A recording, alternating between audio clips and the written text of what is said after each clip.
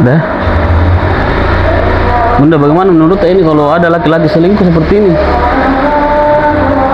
Chat-chatan sama perempuan yang bukan istrinya tuh, bukan pasangannya, itu kan termasuk selingkuh. Iya. Kalau seperti itu, bagus siapa yang seperti itu, Dek? Gimana dijawabnya? Ini kalau saya tidak kasih kesempatan. Lebih baik saya langsung injak lehernya. Malah selesai bareng-bareng. Atau sekalian saya patah lehernya.